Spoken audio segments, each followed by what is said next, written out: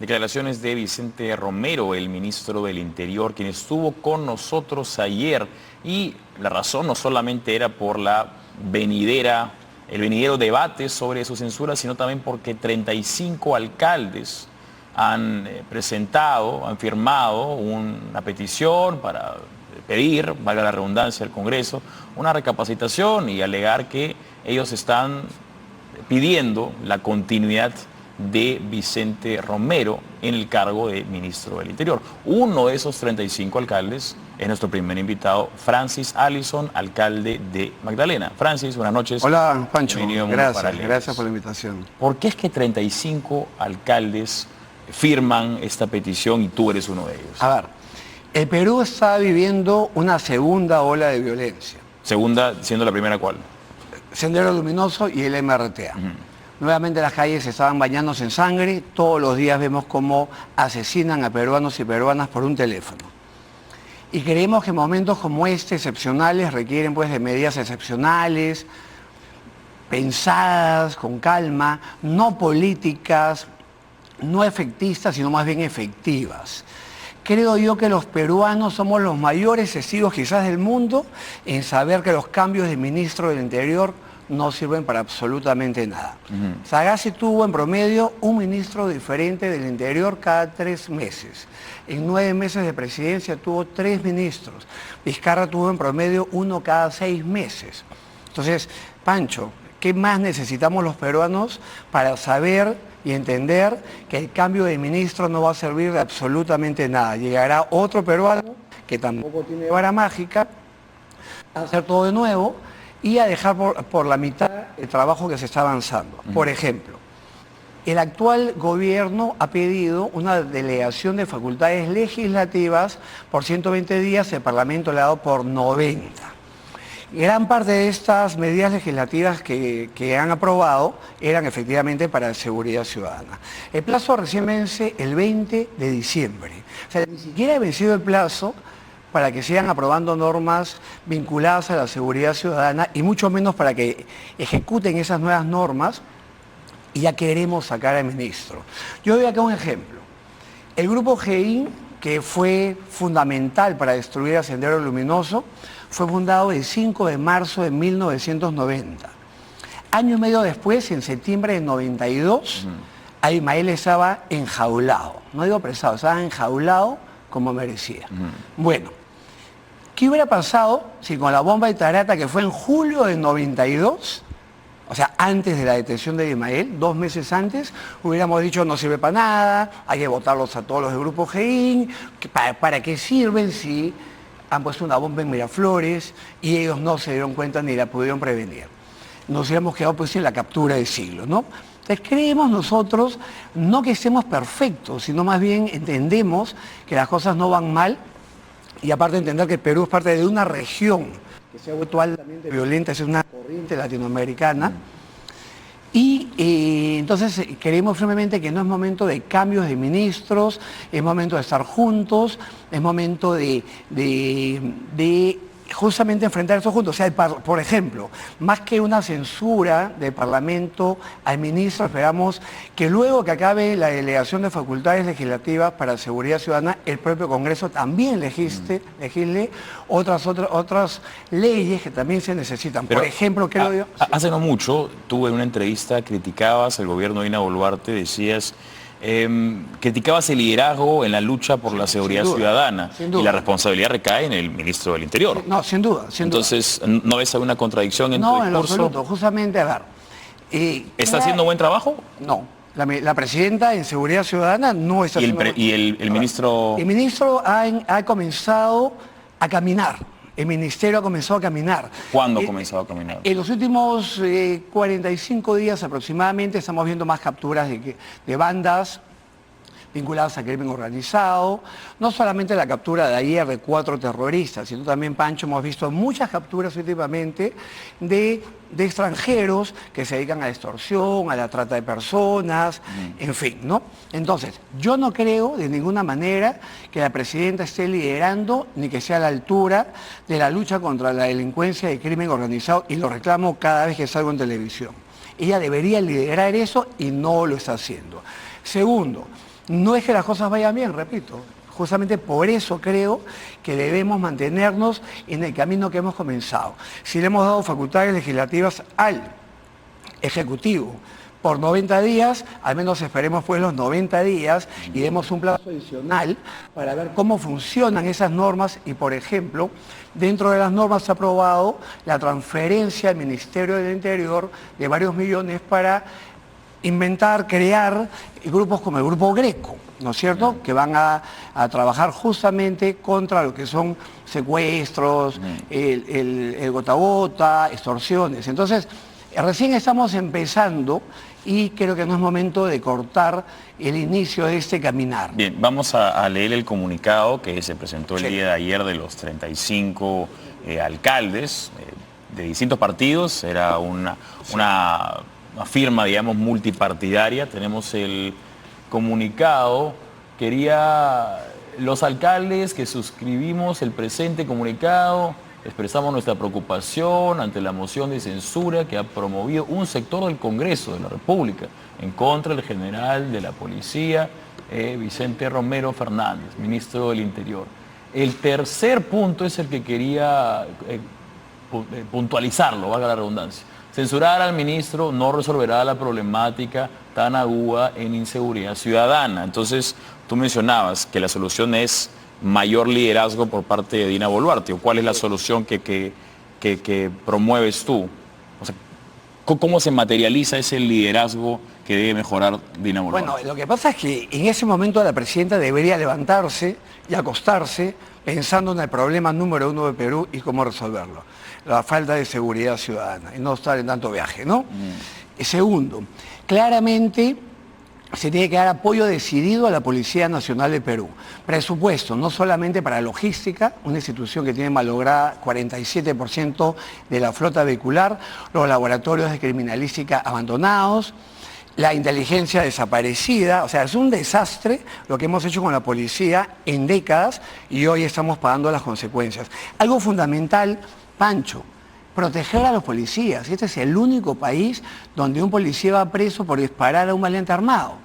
No me refiero al caso de hace 2 semanas que lamentablemente un policía dispara a un maleante ya en el piso, ¿no? Eso ya escapa a la legítima defensa, pero, ojo, más allá de ese caso, hay docenas y docenas de policías y militares apresados por haber hecho uso de su arma de reglamento contra un maleante armado. Eso no es su derecho, esa es su obligación, abatir a un maleante armado que se resista al arresto y que es peligroso para la sociedad. ¿Y por qué está tergiversada en todo caso la percepción de las capacidades del policía? Porque, a ver, en primer lugar, normalmente no vemos lo bueno que hacen, vemos lo malo. Cuando se detiene a un policía por un acto de corrupción es una notición. Pero, por ejemplo, cuando se mata un policía acá, casi ni parpadeamos. En Chile, hace no mucho tiempo, vimos protestas sociales porque se mataron a 2 carabineros. La muerte en manos de delincuentes de 2 policías, 2 carabineros, generó una revuelta y una protesta social. En el Perú no pasa eso. Acá matan policías y ni siquiera parpadeamos, lo que es muy grave, porque hay que entender que esa gente da su vida por su país. Hay policías malos, Pancho, por supuesto, muchísimos, como en todo grupo humano. Pero esos malos no pueden terminar por descalificar a los miles y miles que trabajan en pésimas condiciones. Doy un ejemplo. Cuando se permitía que los policías trabajen cuidando pollerías y restaurantes, los veíamos en las puertas. Entonces, en su día de Franco. En su día de Franco. Evidentemente no se trataba de policías corruptos, porque quien trabaja en una pollería, su día de descanso, no es corrupto. Entonces, ahí tienes solamente un ejemplo de miles y miles de policías que son honestos y que lamentablemente no hemos aprendido a reconocer. Yo quiero volver al pedido que han hecho 35 alcaldes. ¿Dónde surgió la iniciativa?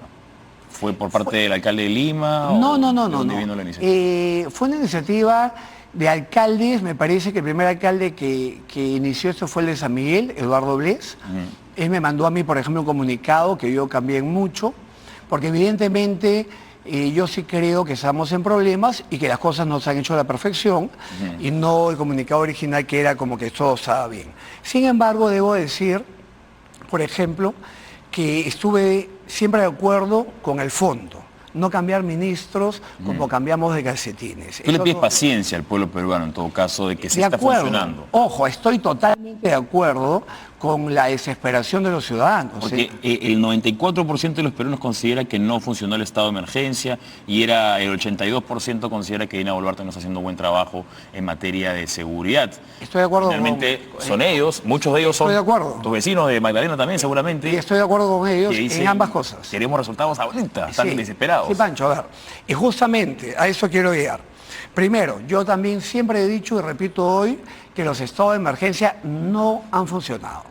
A ver, claramente me cuesta trabajo creer que de la cabeza de un policía con la experiencia de Vicente Romero, el ministro, haya salido esa idea. Mi opinión es que esto ha sido algo impuesto en Consejo de Ministros creyendo que era una medida efectista que iba a calmar un poco a los ciudadanos. Cuando dices impuesto, ¿te refieres a que vino de parte de Otárola, vino de parte de Dina Boluarte? Del Consejo de Ministros, el Premier, la Presidenta, un grave error. Porque hubo muchos críticos, incluso muchísimos exministros del Interior, dijeron, esto no funciona. Yo lo dije desde el primer día. La historia del Callao era el Callao caso. O Ecuador, más de 12 estados de emergencia en Ecuador y están peor que Perú, ¿no? Entonces, esto sin estrategia no funciona. También estoy de acuerdo con aquellos peruanos que dicen que el gobierno, que la presidenta no están trabajando en seguridad ciudadana. Sin embargo, si creemos que cambiar de ministro va a resolver esto, yo creo que es al revés. Es como darle un caramelo a alguien, durará pues unos minutos en la boca hasta que se disuelva. Pero nuevamente nos encontraremos con una realidad negativa a la vuelta de la esquina. Creo yo, repito, hay un equipo conformado, hay oficiales como Óscar Arriola, por ejemplo, hoy día estuve con el general, le he llevado un caso puntual de Magdalena, le he pedido que lo resuelva, me ha atendido de maravilla, y ese vínculo que hay alcaldes-ministerio del Interior, debo decir, es un vínculo, Pancho, que jamás ha existido. ¿Quién más que yo, que ese es mi quinto periodo para saber que el vínculo y las puertas abiertas que hoy tenemos para trabajar mano a mano con el Ministerio es algo que nunca antes ha habido? Entonces, no queremos perder ese vínculo que nos ha permitido en Magdalena reducir más del 50% la delincuencia, podemos demostrarlo con el número de denuncias. Segundo, no queremos ni creemos en que va a venir alguien con vara mágica. El Perú no está con una gripe, si hablamos de la seguridad ciudadana, estamos con cáncer, no terminal, pero con cáncer. ¿Qué pasa si vamos al médico y cambiamos de médico a oncólogo cada 6 meses porque no nos ha curado en el tiempo que esperábamos? Al final nunca nos vamos a curar si cada médico comienza un nuevo tratamiento. Creemos en que debemos tener paciencia, ¿no? Y cautela ante los problemas graves. Y por lo mismo que no nos está yendo bien en seguridad ciudadana, no creemos, repito, en las medidas efectistas, políticas, ni de ese tipo. En una reciente entrevista, justamente también hablabas acerca del caso del Lince, que fue uno de los distritos donde se estableció el estado de emergencia más tarde que en los primeros casos, pero igual se estableció. Tú mencionabas que lo que se tiene que hacer para bajar el índice delictivo de extorsiones y muertes es eliminar la prostitución. Sin duda. Eso de ahí traerá seguramente un malestar por parte de las trabajadoras sexuales que critiquen tu punto de vista. O sea, eliminar algo no simplemente va a ser en ese caso que las prostitutas o trabajadoras sexuales se mueven a otro distrito. No, lo que pasa, te cuento, el gran problema ahora es que no estamos viendo el proxenetismo que veíamos antes, donde muchas mujeres u hombres querían trabajar en este rubro, que es legal en el Perú, y que a veces se asocian con un proxeneta que les da protección o un local. Lo que hoy vemos, Pancho, es trata de personas. ¿Qué significa esto? Que muchos de los que están ahí no quieren estar ahí, pagan cupos. El segundo grupo que más mata hoy en crimen organizado en el Perú es justamente los que están metidos en trata de personas. Matan a aquellos que no quieren pagar los cupos y matan a aquellos o aquellas que deciden no seguir prostituyéndose. Entonces... No tienen otra salida. Así, entonces, ¿a qué quiero llegar? Hoy ese proxenetismo, que antes era más un tema de moralidad, atacarlo, hoy se ha convertido en un grave problema de seguridad ciudadana. Donde está la prostitución, llega aquí el Tren de Aragua. El proxenetismo en Lince lo manejaba un peruano, un maleante peruano, que fue asesinado por el Tren de Aragua, quien ha tomado ahora el control del proxenetismo en Lince. Entonces, cuando llega el Tren de Aragua. ¿Qué más hace aparte de la trata de personas? Extorsión. Para mí era evidente, con tanta prostitución en Lince, que ha heredado la nueva autoridad municipal, hay que ser claros. Y esto manejado por el Tren de Aragua, era evidente que esa gente iba a comenzar de inmediato luego de la trata de personas a extorsionar a cada local de la zona y luego a matar a quien no pague los cupos. Es decir, hoy destruir el proxenetismo, peor aún la trata de personas, es una obligación, porque hay crimen organizado detrás de esto.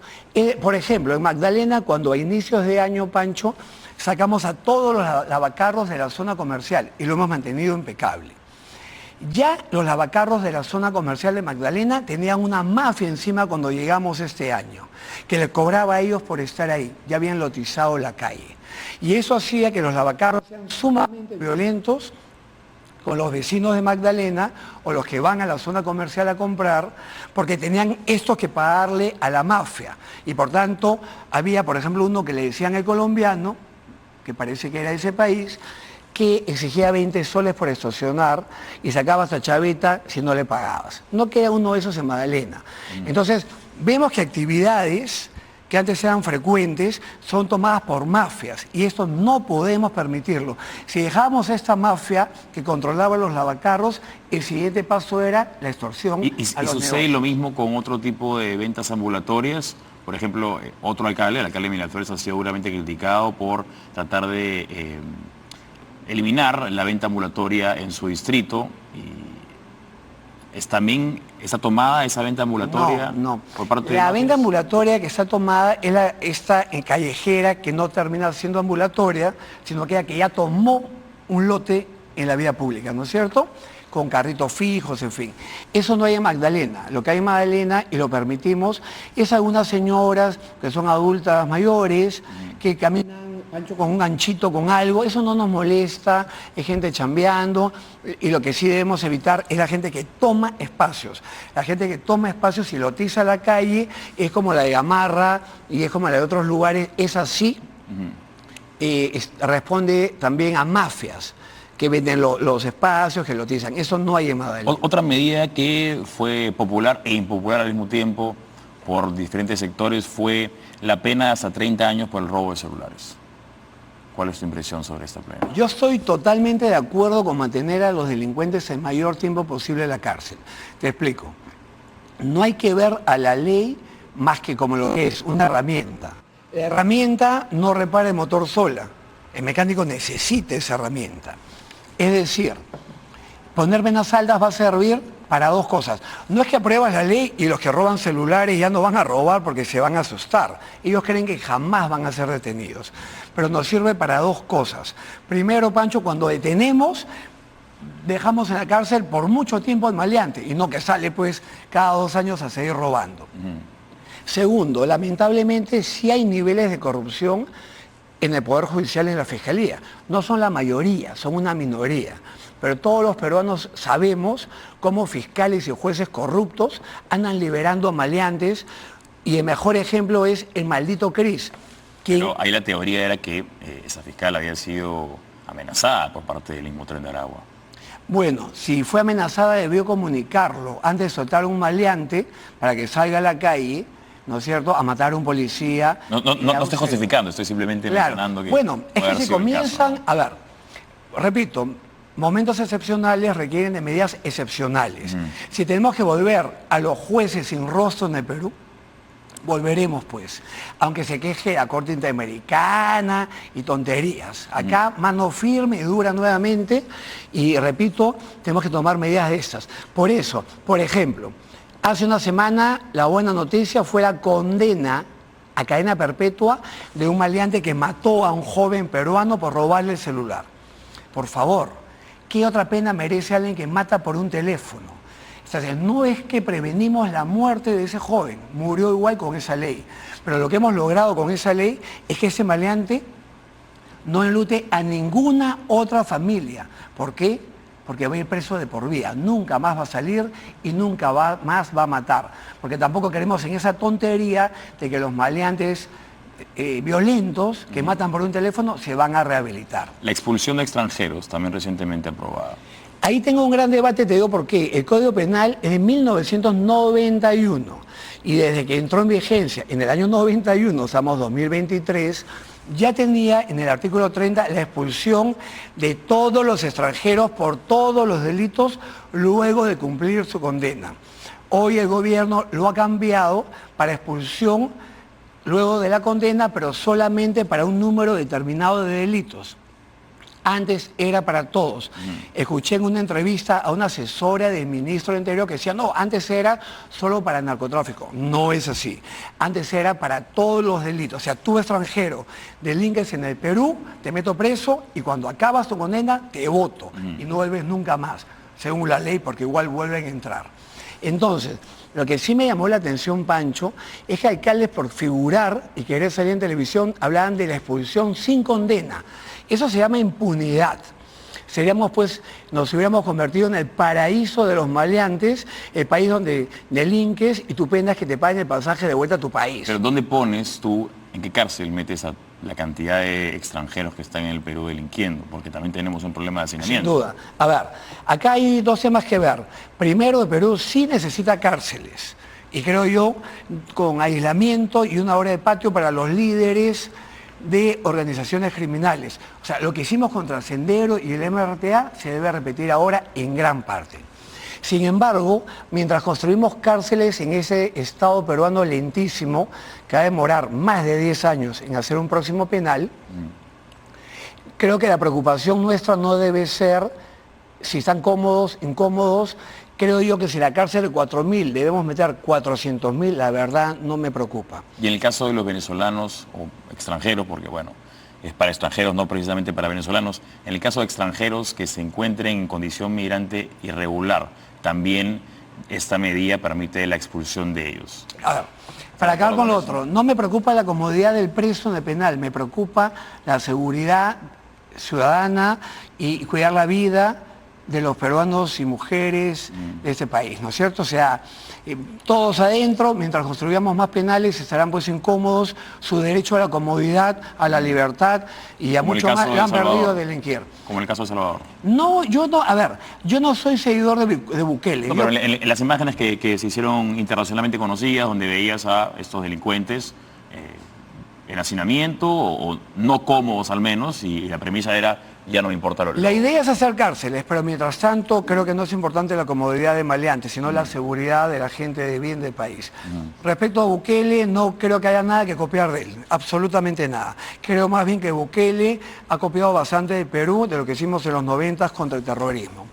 Creo que tenemos la mejor policía del mundo cuando la apoyamos, no como la tenemos ahora. Y sobre la expulsión de extranjeros, hay que, a ver, no condiciona. Como cualquier país del mundo, a quien no sean condiciones migratorias transparentes y legales se le expulsa, por favor. Esto no es hablar de ser malo o bueno o de violar derechos humanos. En cualquier país del planeta, si estás en condición migratoria irregular, se te expulsa. Pero evidentemente, Pancho, para expulsar extranjeros necesitamos de mucho más que de normas. Se está hablando ahora de muchas normas que en la práctica no van a ser utilizadas si no entendemos que se requiere de mucho presupuesto como la expulsión. Por ejemplo, y hay dos congresistas que han presentado leyes para hacer más fiscalías y juzgados de flagrancia. Es una gran idea, ha funcionado en muchos países, pero te explico algo. No solamente necesitamos más fiscales y más jueces de flagrancia y más locales. Por ejemplo, necesitamos más abogados, ¿no es cierto? Más abogados de oficio. Porque si tú detienes a un delincuente, Pancho, que no tiene abogado, es más, va a llamar a su abogado y su abogado le va a decir, ni voy porque te friego, di que no tienes abogado. Entonces, si no hay abogados de oficio, aunque tengamos juez y fiscal de oficio, no vas a poder condenar en flagrancia si no hay abogado de oficio para poner al maleante detenido. Ahí tienes un ejemplo, ¿no es cierto? No vas a poder ni tomarle la declaración y menos condenarlo. Algo más, si no tienes, por ejemplo, más laboratorios de criminalística y no tienes, por ejemplo, cómo hacer absorción atómica a la mano de quien mató a alguien, ¿cómo podrías condenar en flagrancia por homicidio a alguien? No hay prueba, no hay abogado.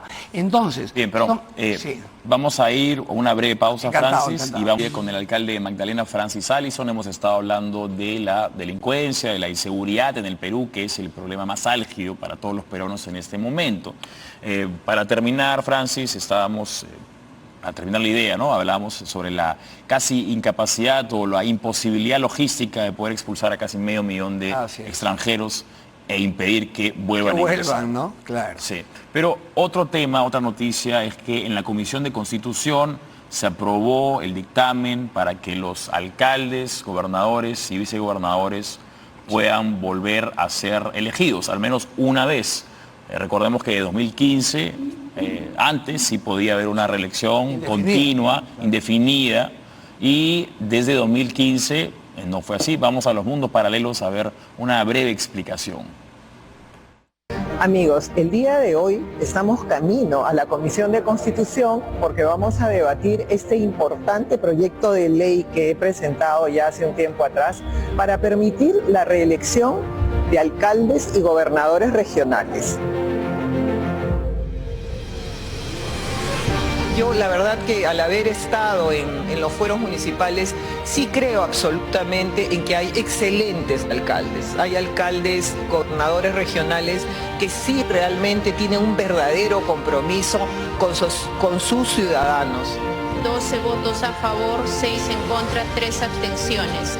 El dictamen ha sido aprobado por mayoría.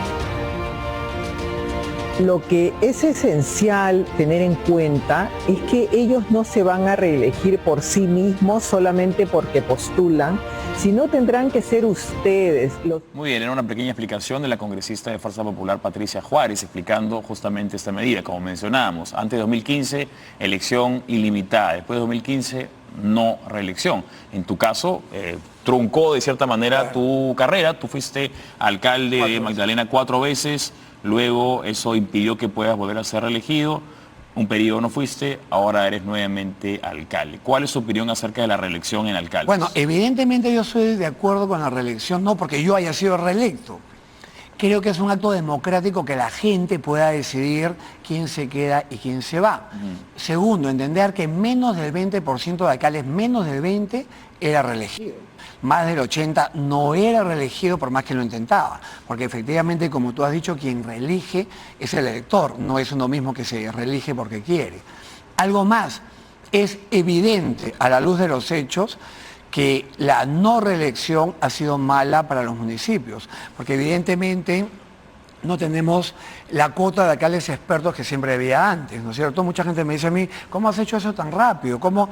Bueno, pues es la experiencia, eso es algo que se adquiere. Pero la otra parte lo que critica es que no se debe permitir que haya personas que entren a un municipio y que luego con recursos del municipio financien su propia campaña. Por supuesto. O que a finales del mandato se pongan las pilas para que haya recuerdo de, este alcalde sí trabaja. A ver, yo que he hecho siempre mis reelecciones, nunca he hecho obras los últimos meses, porque justamente creo que la gente lo ve tan mal que te cuesta en las urnas. Obras al final de la gestión para que te reelijan. Todo el mundo lo rechazaba. Segundo, el tema de la corrupción debe manejarse, obviamente para eso tenemos no solamente a los regidores que tienen una función de fiscalización, que no la hacen tan bien como si la hace el representante de la Contraloría, el jefe del órgano de control interno que tiene cada municipalidad. Aparte de ello, recordemos que en el Perú ya habían un montón de leyes que prohibían al alcalde hasta inspeccionar obras. No solamente estábamos prohibidos de inaugurar obras en campaña, sino también de inspeccionarlas. Asimismo, nos ponen unas multazas. El Jurado Nacional de Elecciones, si encuentra un solo cartel municipal que tenga tu nombre, algún color vinculado a tu partido, hay un montón de controles. Porque en todo caso, si la reelección quisieron vincularla a la corrupción, lo que se debía hacer es mejorar el control y la fiscalización. En el caso de los gobernadores, ahí sí tenemos una problemática, porque más del 80% de los gobernadores tiene investigaciones, y así ha sido en los últimos mandatos. No solamente investigaciones, porque eso nos mete denuncia a cualquiera, sino condenas, hablemos de condenas, ¿no es cierto? Y efectivamente los gobernadores, si vemos respecto a los alcaldes, sí han tenido, muchos de ellos han terminado apresados.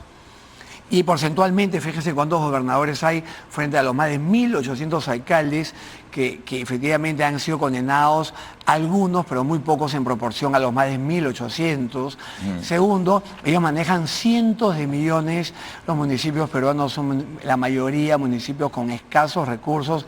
Tercero, ojo, el gobernador, dentro del dinero que le llega, tiene en su planilla todo lo que es educación, todo lo que es salud, o sea, tiene un control distinto a un alcalde que tiene la planilla solamente de, obviamente, limpieza pública, jardines, serenazgo, lo administrativo, en fin, o sea, son dos cosas diferentes. Sin embargo, yo creo en la reelección también para el gobernador, porque entonces, si hay corrupción, tenemos que, repito, no eliminar la reelección, sino mejorar los sistemas de control y de fiscalización.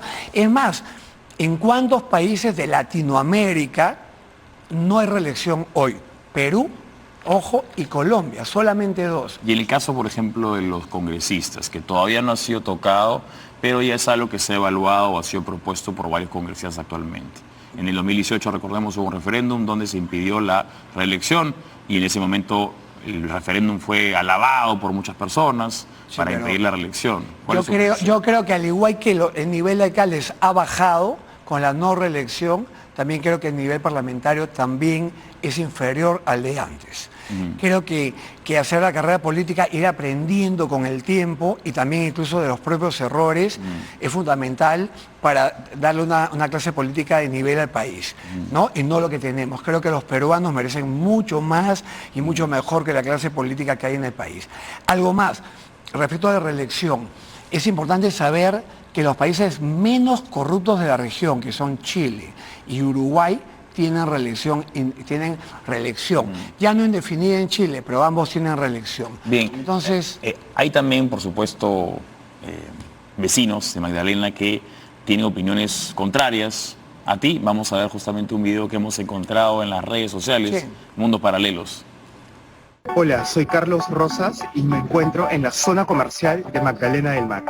Durante la pandemia se instalaron distintos volardos y macetas en toda esta vía para darle prioridad al peatón y al ciclista, creando ciclovías.